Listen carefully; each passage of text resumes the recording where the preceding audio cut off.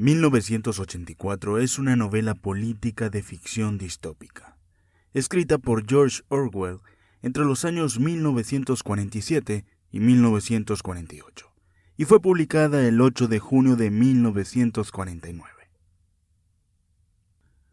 La novela popularizó los conceptos del omnipresente y vigilante Big Brother, o Gran Hermano, de la notoria Habitación 101, de la ubicua Policía del Pensamiento y de la neolengua, adaptación del idioma inglés en la que se reduce y se transforma en léxico con fines represivos, basándose en el principio de que lo que no forma parte de la lengua no puede ser pensado.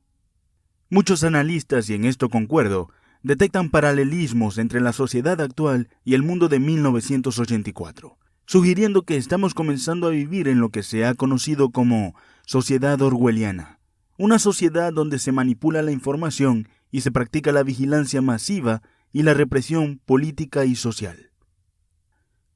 La novela de 1984 ha hecho popular el término orwelliano y se ha convertido en sinónimo de las sociedades u organizaciones que producen actitudes totalitarias y represoras como las representadas en la novela. La novela fue un éxito en términos de ventas y se ha convertido en uno de los más influyentes libros del siglo XX. Escucha atentamente todo el audiolibro y detecta el parecido increíble con nuestra sociedad actual.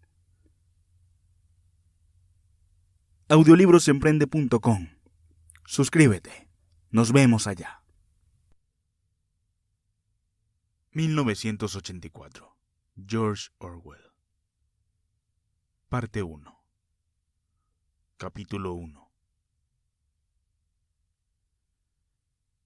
Era un día luminoso y frío de abril, y los relojes daban las 13. Winston Smith, con la barbilla clavada en el pecho en su esfuerzo por burlar el molestísimo viento, se deslizó rápidamente por entre las puertas de cristal de las casas de la Victoria, aunque no con la suficiente rapidez para evitar que una ráfaga polvorienta se colara con él. El vestíbulo olía a legumbres cocidas y a esteras viejas. Al fondo, un cartel de colores, demasiado grande para hallarse en un interior, estaba pegado a la pared. Representaba solo un enorme rostro de más de 1 metro de anchura, la cara de un hombre de unos 45 años con un gran bigote negro y facciones hermosas y endurecidas. Winston se dirigió hacia las escaleras. Era inútil intentar subir en el ascensor. No funcionaba con frecuencia y en esta época la corriente se cortaba durante las horas de día.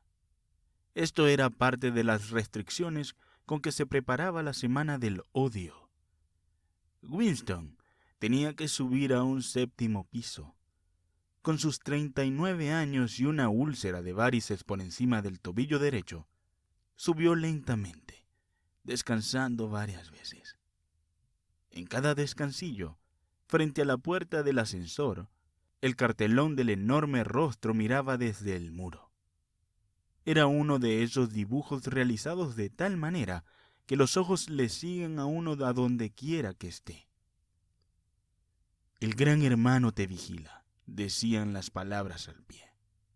Dentro del piso una voz llena leía una lista de números que tenían algo que ver con la producción de lingotes de hierro. La voz salía de una placa oblonga de metal, una especie de espejo empeñado, que formaba parte de la superficie de la pared situada a la derecha. Winston hizo funcionar su regulador y la voz disminuyó el volumen, aunque las palabras seguían distinguiéndose. El instrumento, llamado Teiduatitalia, podía ser amortiguado, pero no había manera de encerrarlo del todo. Winston fue hacia la ventana, una figura pequeña y frágil, cuya delgadez resultaba realzada por el mono azul, uniforme del partido. Tenía el cabello muy rubio, una cara sanguínea y la piel embastecida por un jabón malo. Las romas hojas de afeitar y el frío de un invierno que acababa de terminar. Afuera, Incluso a través de los ventanales cerrados, el mundo parecía frío. Calle abajo se formaban pequeños torbellinos de viento y polvo. Los papeles rotos subían en espirales, y aunque el sol lucía y el cielo estaba intensamente azul, nada parecía tener color, a no ser los carteles pegados por todas partes. La cara de los bigotes negros miraba desde todas las esquinas que dominaban la circulación. En la casa de enfrente había uno de esos cartelones. El gran hermano te vigila, decían las grandes letras, mientras los sombríos ojos miraban fijamente a los de Winston. En la calle, en línea vertical con aquel, había otro cartel roto por un pico que flameaba espasmódicamente azotado por el viento, descubriendo y cubriendo alternativamente una sola palabra: Ingsoc. A lo lejos, un autogiro pasaba entre los tejados.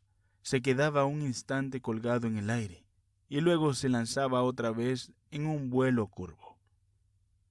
Era de la patrulla de policía encargada de vigilar a la gente a través de los balcones y ventanas. Sin embargo, las patrullas eran lo de menos. Lo que importaba verdaderamente era la policía del pensamiento. A la espalda de Winston, la voz de la telepantalla seguía murmurando datos sobre el hierro y el cumplimiento del 9º plan trienal. La telepantalla recibía y transmitía simultáneamente. Cualquier sonido que hiciera Winston superior a un susurro era captado por el aparato. Además, mientras permanecía dentro del radio de visión de la placa de metal, podía ser visto a la vez que oído. Por supuesto, no había manera de saber si le contemplaban a uno en un momento dado. Lo único posible era figurarse la frecuencia y el plan que empleaba la policía del pensamiento para controlar un hilo privado. Incluso se concebía que los vigilaran a todos a la vez. Pero desde luego, podían intervenir su línea de usted cada vez que se les antojara. Tenía usted que vivir, y en esto el hábito se convertía en un instinto, con la seguridad de que cualquier sonido emitido por usted sería registrado y escuchado por alguien, y que, excepto en la oscuridad, todos sus movimientos serían observados. Winston se mantuvo de espaldas a la telepantalla. Así era más seguro, aunque como él sabía muy bien, incluso una espalda podía ser reveladora. A 1 kilómetro de distancia, el Ministerio de la Verdad, donde trabajaba Winston, se elevaba inmenso y blanco sobre el sombrío paisaje. Esto es Londres, pensó con una sensación vaga de disgusto. Londres, principal ciudad de la Franja Aérea 1, que era a su vez la tercera de las provincias más pobladas de Oceanía. Trató de exprimirse de la memoria algún recuerdo infantil que le dijera si Londres había sido así siempre. Hubo siempre estas vistas de decrépitas casas decimonónicas con los costados revestidos de madera, las ventanas tapadas con cartón, los techos remendados con placas de zinc acanalado y trozos sueltos de tapias de antiguos jardines. Y los lugares bombardeados, cuyos restos de yeso y cemento revoloteaban pulverizados en el aire, y el césped amontonado, y los lugares donde las bombas habían abierto claros de mayor extensión y habían surgido en ellos sórdidas colonias de choza de madera que parecían gallineros. Pero era inútil. No podía recordar. Nada le quedaba en su infancia excepto una serie de cuadros brillantemente iluminados y sin fondo, que en su memoria le resultaban ininteligibles. El Ministerio de la Verdad, que en neolengua, la lengua oficial de Oceanía, se le llamaba el Mimber, era diferente, hasta un extremo asombroso, de cualquier otro objeto que se presentaba a la vista. Era una enorme estructura piramidal de cemento armado blanco y reluciente, que se elevaba, terraza tras terraza, a unos 300 metros de altura. Desde donde Winston se hallaba, podían leerse, adheridas sobre su blanca fachada en letras de elegante forma, las 3 consignas del partido. La guerra es la paz, la libertad es la esclavitud, la ignorancia es la fuerza. Se decía que el Ministerio de la Verdad tenía 3.000 habitaciones sobre el nivel del suelo y las correspondientes ramificaciones en el subsuelo. En Londres solo había otros 3 edificios del mismo aspecto y tamaño. Estos aplastaban de tal manera la arquitectura de los alrededores que desde el techo de las casas de la Victoria se podían distinguir, a la vez, los 4 edificios. En ellos estaban instalados los 4 ministerios, entre los cuales se dividía todo el sistema gubernamental. El Ministerio de la Verdad, que se dedicaba a las noticias, a los espectáculos, la educación y las bellas artes. El Ministerio de la Paz, para los asuntos de guerra. El Ministerio del Amor, encargado de mantener la ley y el orden. Y el Ministerio de la Abundancia, al que correspondían los asuntos económicos.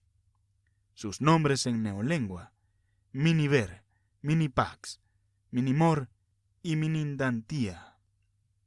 El Ministerio del Amor era terrorífico. No tenía ventanas en absoluto. Winston nunca había estado dentro del Minimor. Ni siquiera se había acercado a medio kilómetro de él. Era imposible entrar allí a no ser por un asunto oficial, y en ese caso había que pasar por un laberinto de caminos rodeados de alambres espinosos, puertas de acero y ocultos nidos de ametralladoras. Incluso las calles que conducían a sus salidas extremas estaban muy vigiladas por guardias, con caras de gorila y uniformes negros armados con porras. Winston se volvió de pronto. Había adquirido su rostro instantáneamente la expresión de tranquilo optimismo que era prudente llevar al enfrentarse con la telepantalla. Cruzó la habitación hacia la diminuta cocina. Por haber salido del ministerio a esta hora, tuvo que renunciar a almorzar en la cantina, y enseguida comprobó que no le quedaban víveres en la cocina, a no ser un mendrugo de pan muy oscuro que debía guardar para el desayuno del día siguiente. Tomó de un estante una botella de un líquido incoloro con una sencilla etiqueta que decía: Ginebra de la Victoria. Aquello olía a medicina, algo así como el espíritu de arroz chino. Winston se sirvió una tacita. Se preparó los nervios para el choque y se lo tragó de un golpe como si se lo hubieran recetado. Al momento, se le volvió roja la cara y los ojos empezaron a llorarle. Este líquido era como ácido nítrico. Además, al tragarlo, se tenía la misma sensación que si le dieran a uno un golpe en la nuca con una porra de goma. Sin embargo, unos segundos después, desaparecía la incandescencia del vientre y el mundo empezaba a resultar más alegre. Winston sacó un cigarrillo de una cajetilla sobre la cual se leía: Cigarros de la Victoria. Y como lo tenía cogido verticalmente por distracción, se le vació en el suelo. Con el próximo pitillo tuvo ya cuidado y el tabaco no se le salió. Volvió al cuarto de estar y se sentó ante una mesita situada a la izquierda de la telepantalla. Del cajón sacó un portaplumas, un tintero y un grueso libro en blanco de tamaño incuarto, con el lomo rojo y cuyas tapas de cartón imitaban el mármol. Por alguna razón, la telepantalla del cuarto de estar se encontraba en una posición insólita. En vez de hallarse colocada, como era normal, en la pared del fondo, desde donde podría dominar toda la habitación, estaba en la pared más larga, frente a la ventana.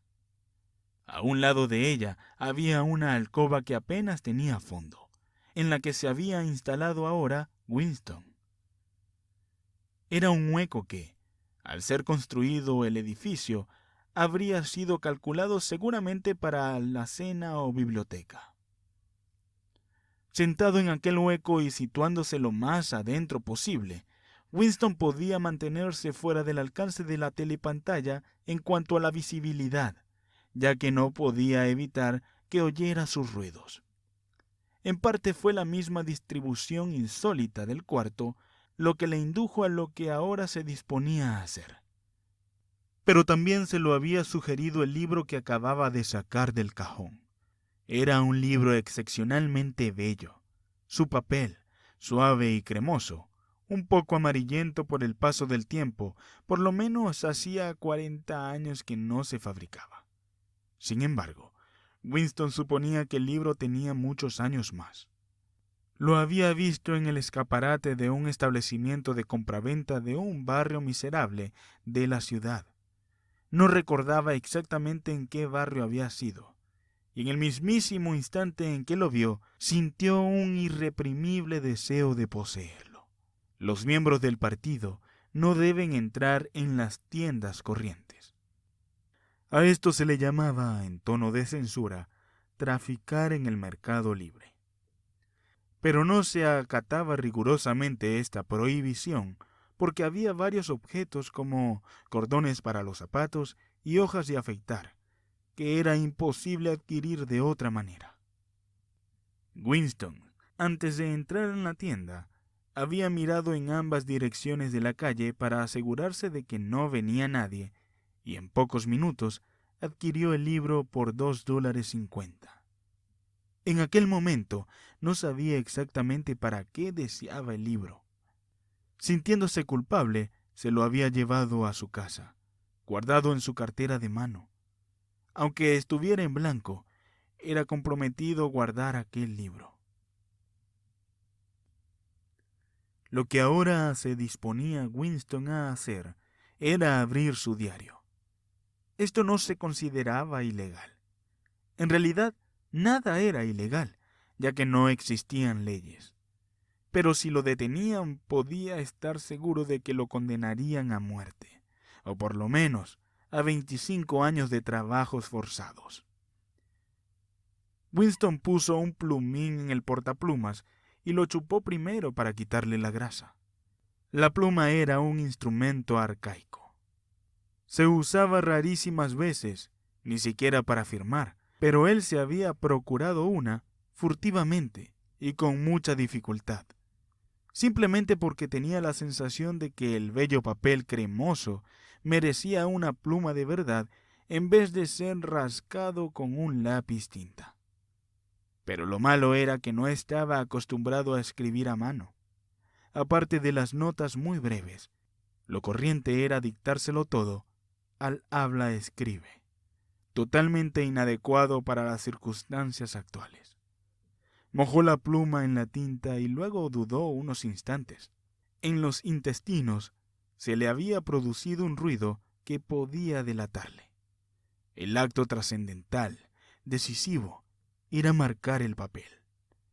En una letra pequeña e inhábil escribió: 4 de abril de 1984. Se echó hacia atrás en la silla.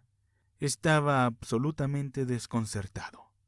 Lo primero que no sabía con certeza era si aquel era, de verdad, el año 1984. Desde luego, la fecha había de ser aquella, muy aproximadamente, puesto que él había nacido en el 44 o 1945, según creía. Pero cualquiera va a saber hoy en qué año vive, se decía Winston. Y se le ocurrió de pronto preguntarse, ¿para qué estaba escribiendo él este diario? Para el futuro, para los que aún no habían nacido. Su mente se posó durante unos momentos en la fecha que había escrito en la cabecera, y luego se le presentó, sobresaltándose terriblemente, la palabra neolingüística doble pensar. Por primera vez comprendió la magnitud de lo que se proponía hacer. ¿Cómo iba a comunicar con el futuro? Esto era imposible por su misma naturaleza. Una de dos: o el futuro se parecía al presente y entonces no le haría ningún caso, o sería otra cosa distinta, y en tal caso, lo que él dijera carecería de todo sentido para ese futuro. Durante algún tiempo permaneció contemplando estúpidamente el papel. La telepantalla transmitía ahora estridentemente música militar. Es curioso. Winston no solo parecía haber perdido la facultad de expresarse, sino haber olvidado de qué iba a ocuparse. Por espacio de varias semanas se había estado preparando para este momento, y no se le había ocurrido pensar que para realizar esa tarea se necesitara algo más que atrevimiento. El hecho mismo de expresarse por escrito, creía él, le sería muy fácil. Solo tenía que trasladar al papel el interminable e inquieto monólogo que desde hacía años venía corriéndose por la cabeza. Sin embargo, en este momento hasta el monólogo se le había secado. Además, sus varices habían empezado a escocerle insoportablemente. No se atrevía a rascarse porque siempre que lo hacía, se le inflamaba aquello. Transcurrían los segundos y él solo tenía conciencia de la blancura del papel ante sus ojos. El absoluto vacío de esta blancura, el escozor de la piel sobre el tobillo, el estruendo de la música militar y una leve sensación de atontamiento producido por la ginebra. De repente empezó a escribir con gran rapidez, como si lo impulsara el pánico, dándose apenas cuenta de lo que escribía. Con su letrita infantil iba trazando líneas torcidas, y si primero empezó a comerse las mayúsculas, luego suprimió incluso los puntos. 4 de abril de 1984. Anoche estuve en los flicks. Todas las películas eran de guerra.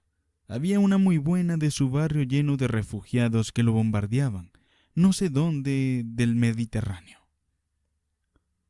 Al público lo divirtieron mucho los planos de un hombre muy gordo que intentaba escaparse nadando de un helicóptero que lo perseguía. Primero se le veía en el agua chapoteando como una tortuga. Luego lo veías por los visores de las ametralladoras del helicóptero. Luego se veía como lo iban agujereando a tiros y el agua a su alrededor que se ponía toda roja. Y el gordo se hundía como si el agua le entrara por los agujeros que le habían hecho las balas. La gente se moría de risa cuando el gordo se iba hundiendo en el agua. Y también una lancha salvavidas llena de niños con un helicóptero que venía dando vueltas y más vueltas. Había una mujer de edad madura que bien podía ser una judía y estaba sentada a la proa con un niño en los brazos, que quizás tuviera unos 3 años. El niño chillaba con mucho pánico. Metía la cabeza entre los pechos de la mujer y parecía que se quería esconder así. Y la mujer lo rodeaba con los brazos y lo consolaba, como si ella no estuviese también aterrada. Y como si por tenerlo así en los brazos fuera a evitar que lo mataran al niño las balas.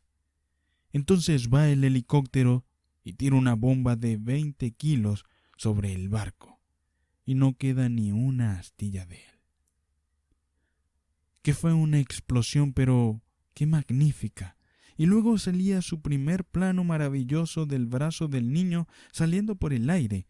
Yo creo que un helicóptero con su cámara debe haberlo seguido así por el aire, y la gente aplaudió muchísimo, pero una mujer que estaba entre los proletarios empezó a armar un escándalo terrible, chillando, que no debían echar eso, no debían echarlo delante de los críos, que no debían, hasta que la policía la sacó de allí a rastras.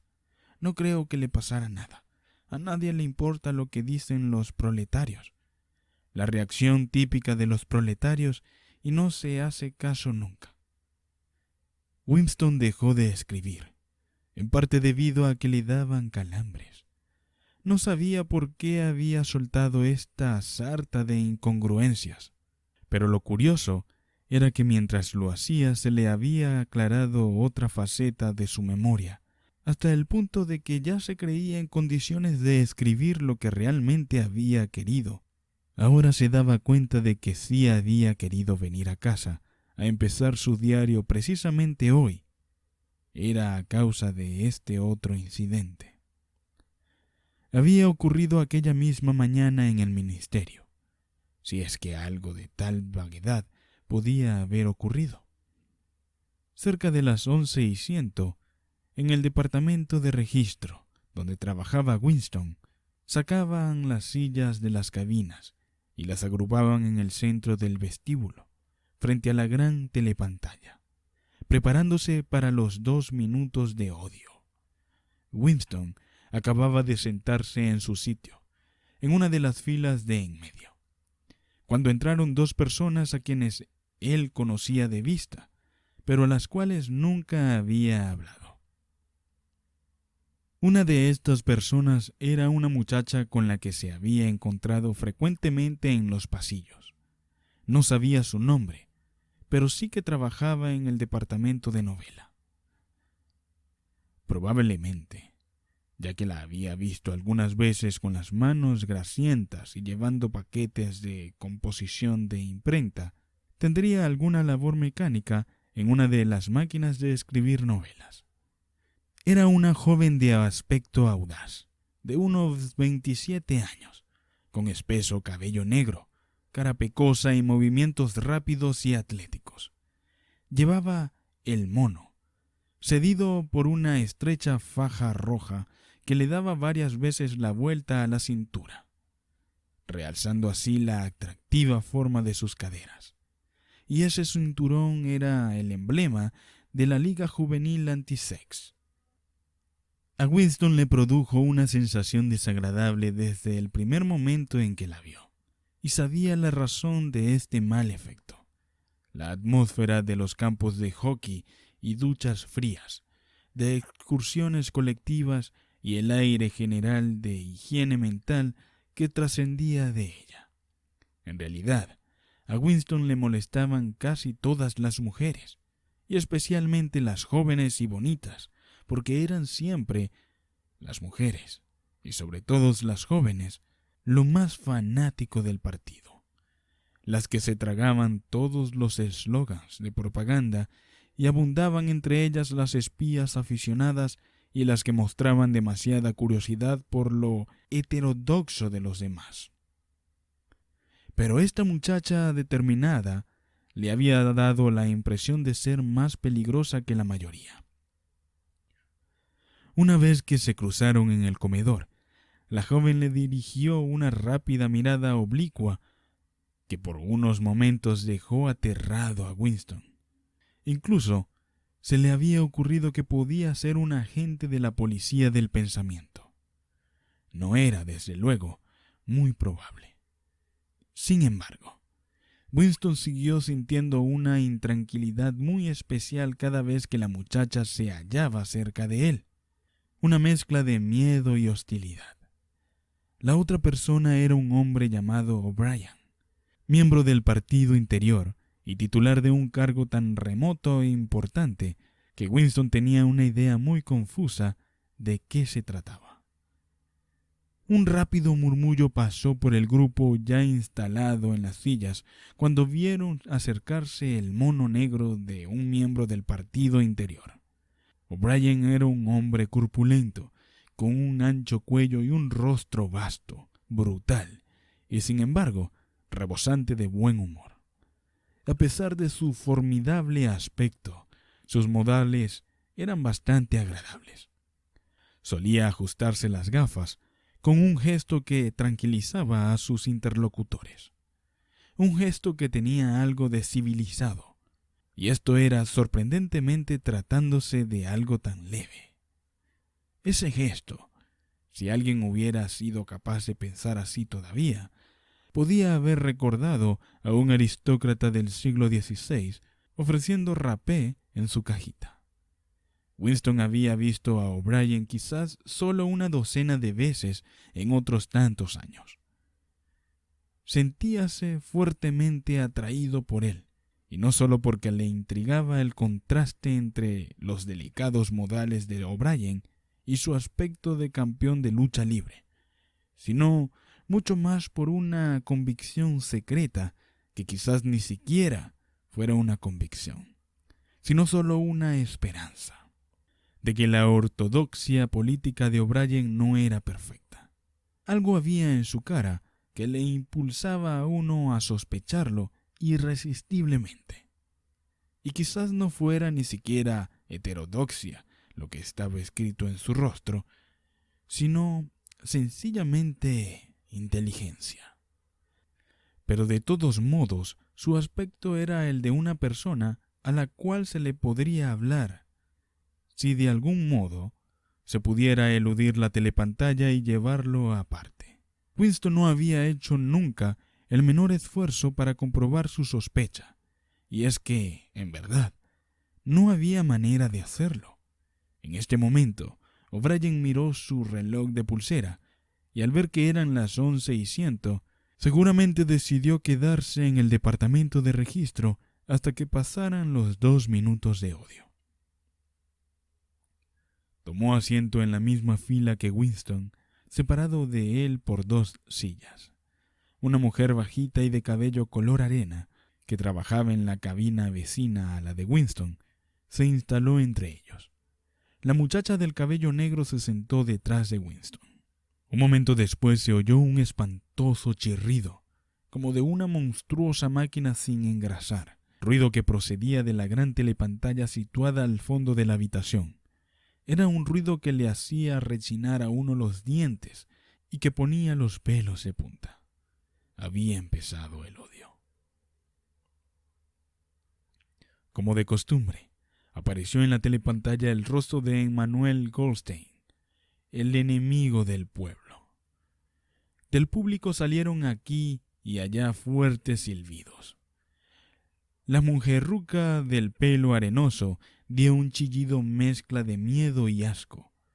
Goldstein era el renegado que desde hacía mucho tiempo, nadie podía recordar cuánto, había sido una de las figuras principales del partido, casi con la misma importancia que el Gran Hermano, y luego se había dedicado a actividades contrarrevolucionarias.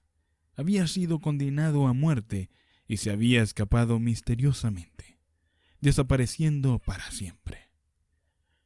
Los programas de los 2 minutos de odio variaban cada día, pero en ninguno de ellos dejaba de ser Goldstein el protagonista. Era el traidor por excelencia, el que antes y más que nadie había manchado la pureza del partido. Todos los subsiguientes crímenes contra el partido, todos los actos de sabotaje, herejías, desviaciones y traiciones de toda clase procedían directamente de sus enseñanzas. En cierto modo, seguía vivo y conspirando. Quizás se encontrará en algún lugar enemigo, a sueldo de sus amos extranjeros, e incluso era posible que, como se rumoreaba alguna vez, estuviera escondido en algún sitio de la propia Oceanía. El diafragma de Winston se encogió. Nunca podía ver la cara de Goldstein sin experimentar una penosa mezcla de emociones. Era un rostro judío, delgado, con una aureola de pelo blanco y una barbita de chivo. Una cara inteligente que tenía, sin embargo, algo de despreciable y una especie de tontería senil que le prestaba su larga nariz, a cuyo extremo se sostenían en difícil equilibrio unas gafas. Parecía el rostro de una oveja y su misma voz tenía algo de ovejuna. Goldstein pronunciaba su habitual discurso en el que atacaba venenosamente las doctrinas del partido. Un ataque tan exagerado y perverso que hasta un niño podía darse cuenta de que sus acusaciones no se tenían de pie.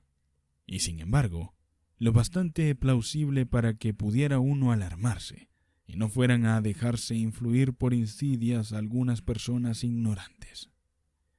Insultaba al Gran Hermano, acusaba al partido de ejercer una dictadura y pedía que se firmara inmediatamente la paz con Eurasia.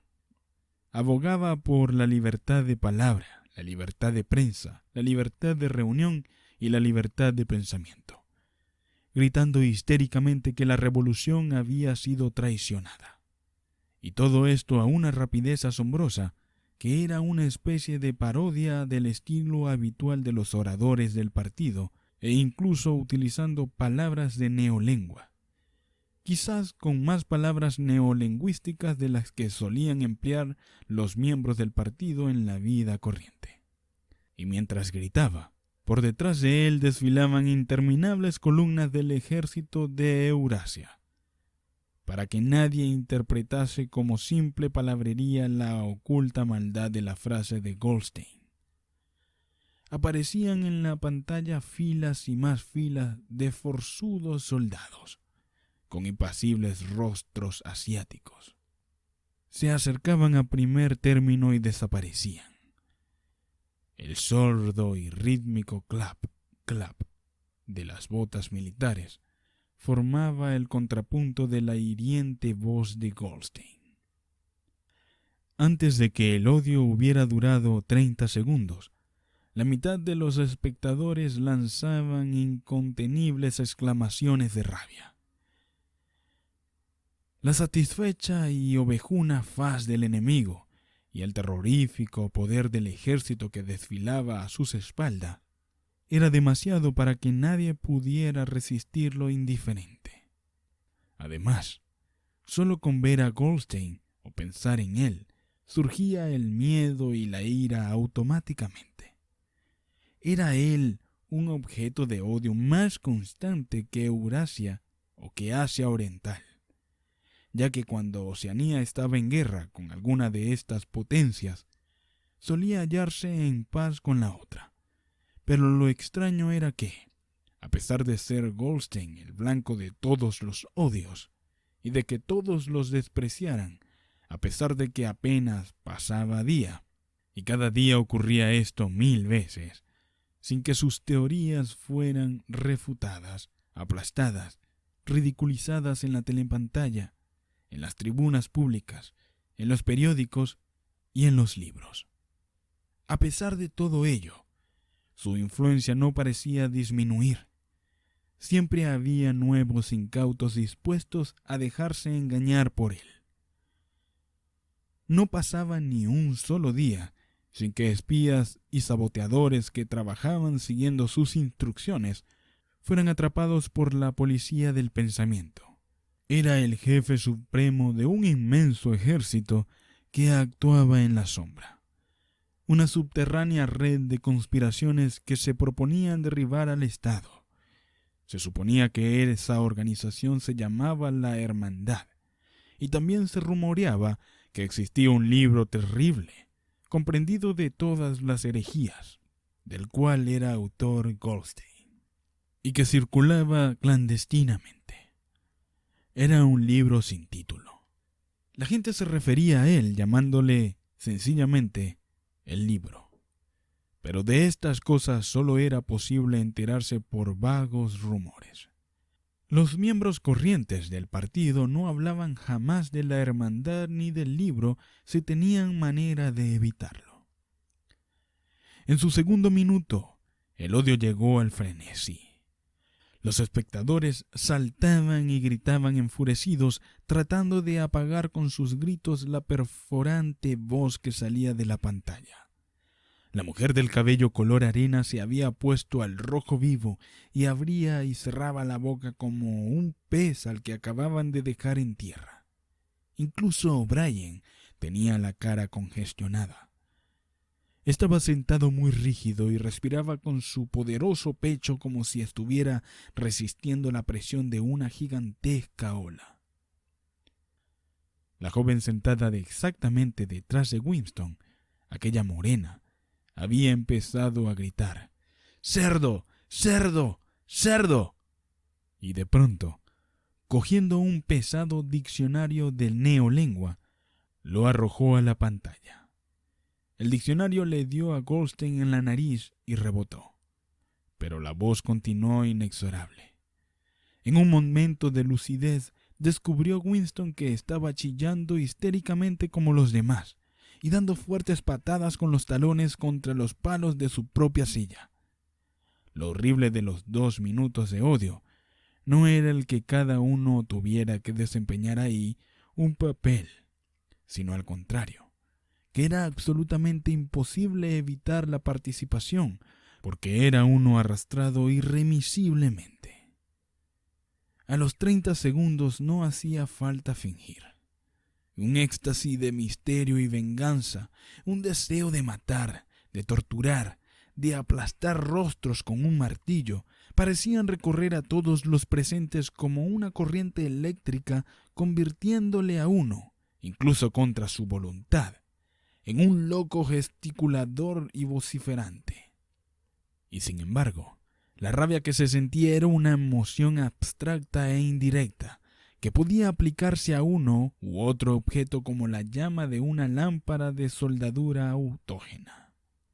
Así, en un momento determinado, el odio de Winston no se dirigía contra Goldstein, sino contra el propio Gran Hermano, contra el partido y contra la policía del pensamiento.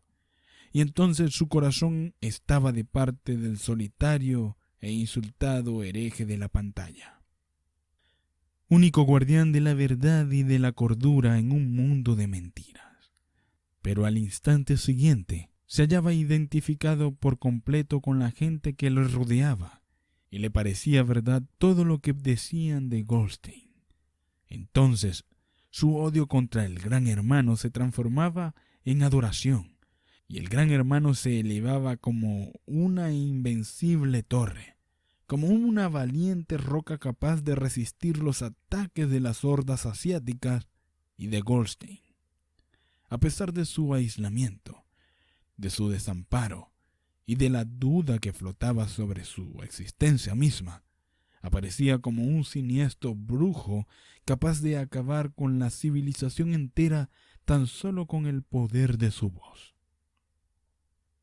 Incluso era posible, en ciertos momentos, desviar el odio en una u otra dirección mediante un esfuerzo de voluntad.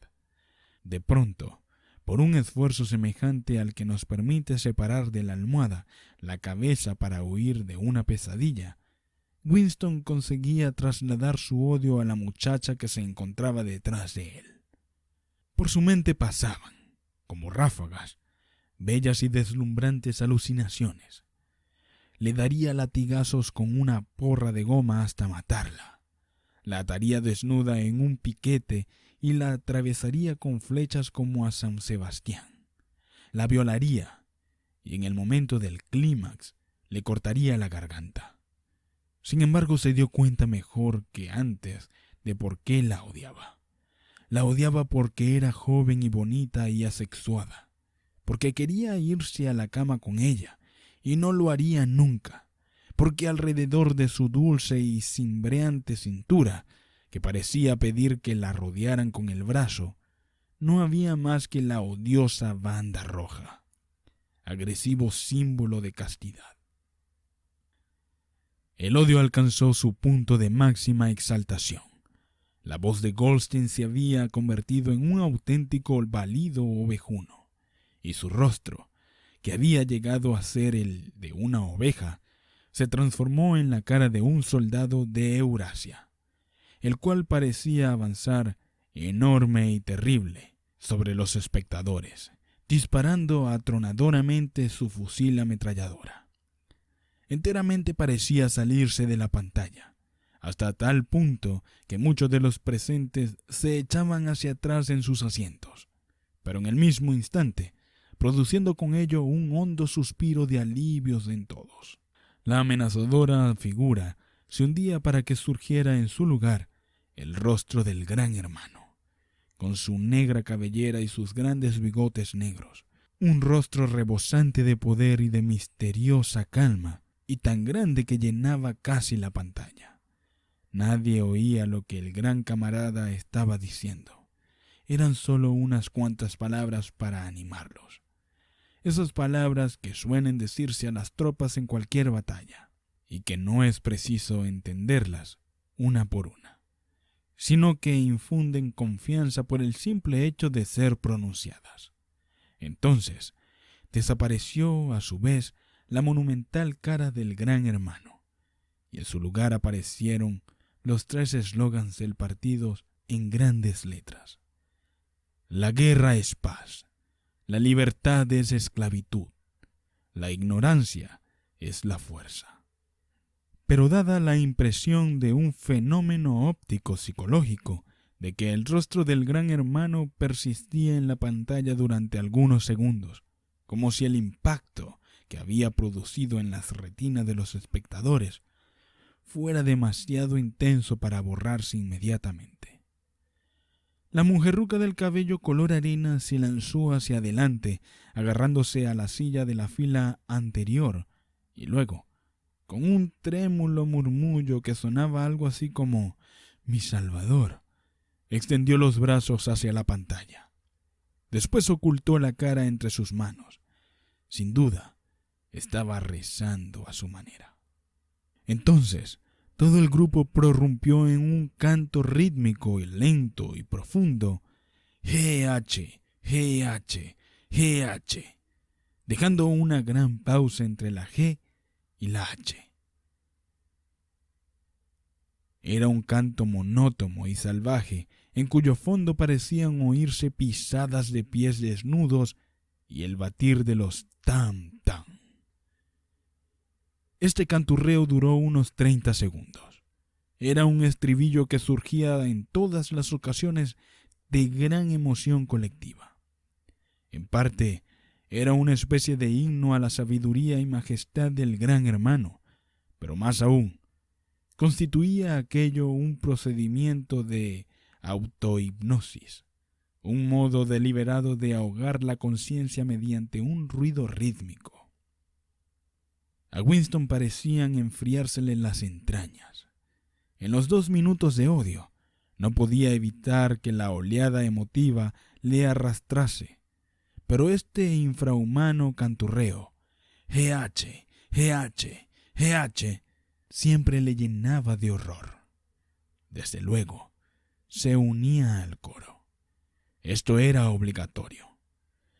Controlar los verdaderos sentimientos y hacer lo mismo que hicieron los demás era una reacción natural, pero durante un par de segundos sus ojos podían haberlo delatado. Y fue precisamente en esos instantes cuando ocurrió aquello que a él le había parecido significativo, si es que había ocurrido. Momentáneamente sorprendió la mirada de O'Brien. Este se había levantado, se había quitado las gafas volviéndoselas a colocar con su delicado y característico gesto, pero durante una fracción de segundo se encontraron sus ojos con los de Winston y éste supo, sí lo supo, que O'Brien pensaba lo mismo que él. Un inconfundible mensaje se había cruzado entre ellos. Era como si sus 2 mentes se hubieran abierto y los pensamientos hubieran volado de la una a la otra a través de los ojos. «Estoy contigo», parecía estarle diciendo O'Brien. «Sé en qué estás pensando. Conozco tu asco, tu odio, tu disgusto. Pero no te preocupes, estoy contigo». Y luego de la fugacísima comunicación se había interrumpido, y la expresión de O'Brien volvió a ser tan inescrutable como la de todos los demás.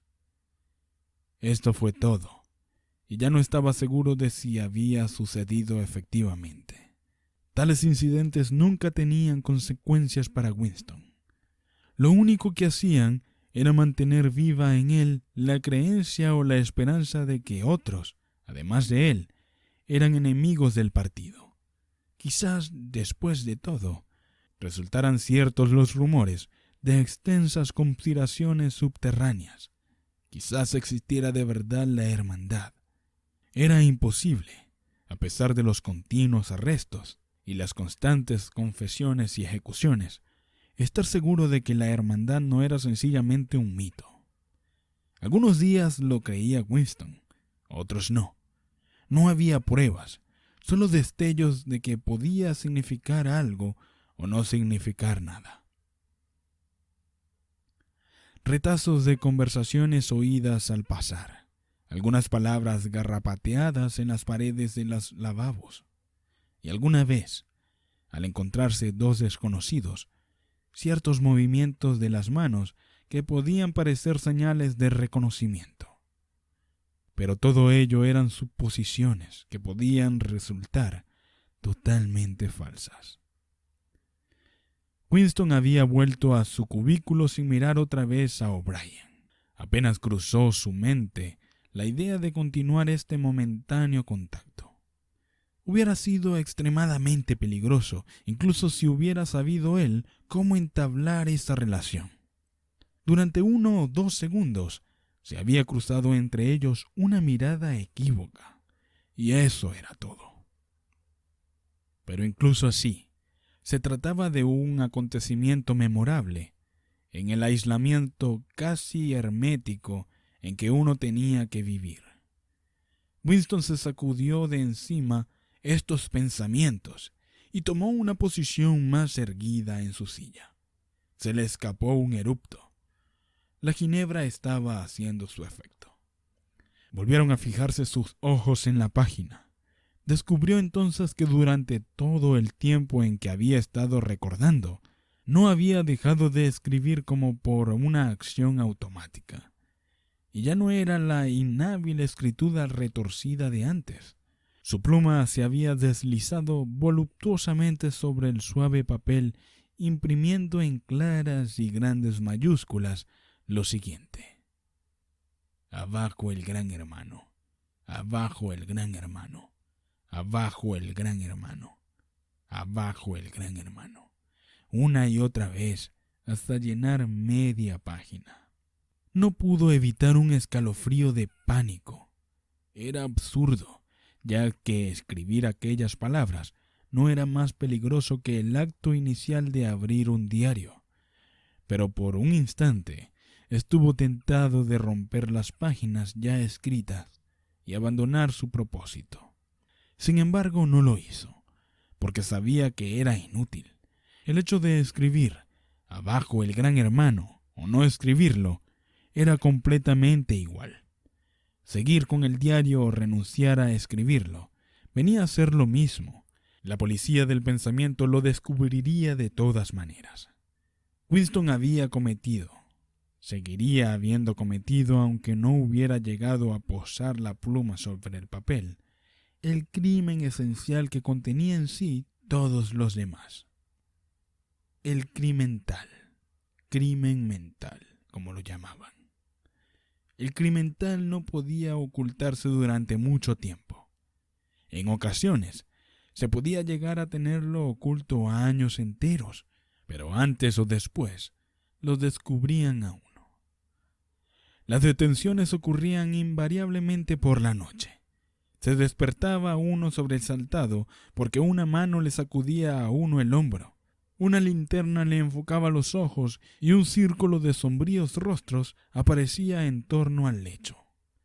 En la mayoría de los casos no había proceso alguno, ni se daba cuenta oficialmente de la detención. La gente desaparecía sencillamente y siempre durante la noche. El nombre del individuo en cuestión desaparecía de los registros. Se borraba de todas partes toda referencia a lo que hubiera hecho, y su paso por la vida quedaba totalmente anulado, como si jamás hubiera existido. Para esto se empleaba la palabra vaporizado. Winston sintió una especie de histeria al pensar en estas cosas. Empezó a escribir muy rápidamente y con mala letra. Me matarán, no me importa, me matarán, me dispararán en la nuca. Me da lo mismo. Abajo el gran hermano. Siempre lo matan a uno por la nuca. No me importa. Abajo el gran hermano. Se echó hacia atrás en la silla, un poco avergonzado de sí mismo, y dejó la pluma sobre la mesa. De repente, se sobresaltó espantosamente. Habían llamado a la puerta. ¡Tan pronto! Siguió sentado inmóvil, como un ratón asustado, con la tonta esperanza de que quien fuese se marchara al ver que no le abrían. Pero no, la llamada se repitió. Lo peor que podía hacer Winston era tardar en abrir. Le redoblaba el corazón como un tambor, pero es muy probable que sus facciones, a fuerza de la costumbre, resultaran inexpresivas. Levantóse y se acercó pesadamente a la puerta. Final del capítulo 1 de este maravilloso libro 1984, escrito por George Orwell. Si te ha parecido interesante, por favor suscríbete y está atento y atenta al segundo capítulo de este interesante libro. No te lo pierdas. Esto fue Audiolibros Emprende. Suscríbete. Nos vemos allá.